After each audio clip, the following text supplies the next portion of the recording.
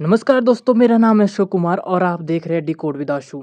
दोस्तों, सोचिए अगर किसी से पूछा जाए कि डोनाल्ड ट्रंप को नोबेल पीस प्राइज मिलना चाहिए या नहीं, तो शायद हर कोई हंस दे। लेकिन सच्चाई यह है कि डोनाल्ड ट्रंप खुद कई बार ये दावा कर चुके हैं कि अगर कोई नोबेल प्राइज डिजर्व करता है तो वो मैं हूँ। पर दोस्तों, 2025 का नोबेल पीस प्राइज गया एक ऐसे व्यक्ति को जो न तो राष्ट्रपति है और न ही अरबपति, बल्कि एक महिला जिसने तानाशाही के खिलाफ शांति से लोकतंत्र की लड़ाई लड़ी।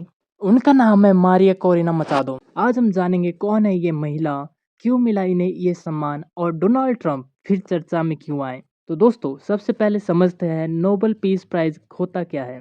तो दोस्तों, बात करें इस पुरस्कार की शुरुआत के बारे में, तो इसकी शुरुआत हुई थी 1901 में। इसे अल्फ्रेड नोबेल की वसीयत के तहत दिया जाता है, जो वही व्यक्ति थे जिन्होंने डायनामाइट का आविष्कार किया था। लेकिन उन्होंने अपनी वसीयत में लिखा था कि उनकी संपत्ति उन लोगों को दी जाए जो दुनिया में शांति और मानवता के लिए काम करते हैं। तो दोस्तों, हर साल नॉर्वेजियन नोबेल कमेटी यह पुरस्कार देती है और इसे जितना मानो पूरे विश्व से एक रिस्पेक्ट सर्टिफिकेट मिलने जैसा है। तो दोस्तों, मारिया कोरिना मचादो वेनेजुएला की एक लोकतांत्रिक नेता है। वेनेजुएला साउथ अमेरिका का एक देश है जहां तेल की भरमार है, लेकिन लोकतंत्र की कमी है। सालों से साउथ अमेरिका में निकोलस मदुरो की सरकार चल रही है, जिस पर चुनाव में धांधली, विपक्ष को दबाने और मीडिया सेंसरशिप के आरोप लगते रहे हैं।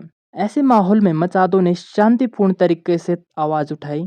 उन्होंने कहा, अगर हम हिंसा का जवाब हिंसा से देंगे तो लोकतंत्र कभी वापस नहीं आएगा। उन्होंने लोगों को नॉन वायलेंट रेजिस्टेंस के लिए प्रेरित किया, पीसफुल रैलीज की और जनता को बताया कि डर से नहीं, साहस से आजादी मिलती है। अब सवाल यह उठता है कि मचादो को नोबेल प्राइज मिला तो मिला क्यों। दोस्तों, नोबेल कमेटी ने कहा, मचादो ने लोकतंत्र और मानवाधिकारों की रक्षा के लिए अहिंसक संघर्ष किया। यानी मचादो ने अपने देश में बिना किसी हथियार या हिंसा के तानाशाही के खिलाफ शांति से लड़ाई लड़ी। जब सरकार ने उन्हें चुनाव से डिस्क्वालीफाई कर दिया, फिर भी उन्होंने हिंसा का रास्ता नहीं चुना। उन्होंने जनता से कहा, हमारी ताकत बंदूकों में नहीं, एकता में है।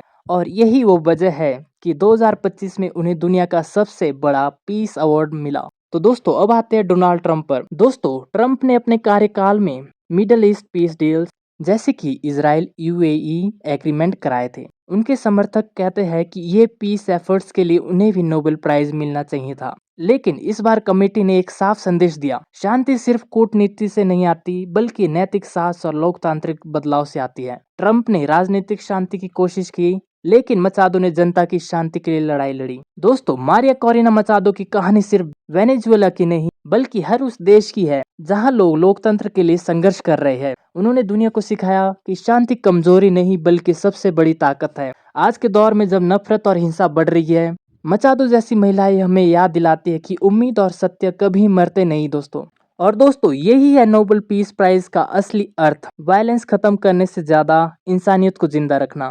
तो दोस्तों, अब आप बताइए, क्या आपको लगता है डोनाल्ड ट्रंप को कभी नोबेल पीस प्राइज मिलना चाहिए या मारिया कोरिना मचादो जैसी महिलाओं को ही इसका असली हकदार मानना चाहिए? अपनी राय कमेंट बॉक्स में जरूर बताइए। अगर आपको ये वीडियो पसंद आया हो तो लाइक कीजिए, शेयर कीजिए और सब्सक्राइब कीजिए हमारे चैनल को, ताकि आपको ऐसी वीडियोस मिलते रहे। तो दोस्तों, ये रहा आज का सवाल, नोबेल पीस प्राइज में कुल राशि कितनी मिलती है विनर को, कमेंट करके जरूर बताएं। मिलते हैं आपसे इसी चैनल पे डिकोड विद आशु के साथ। नमस्कार।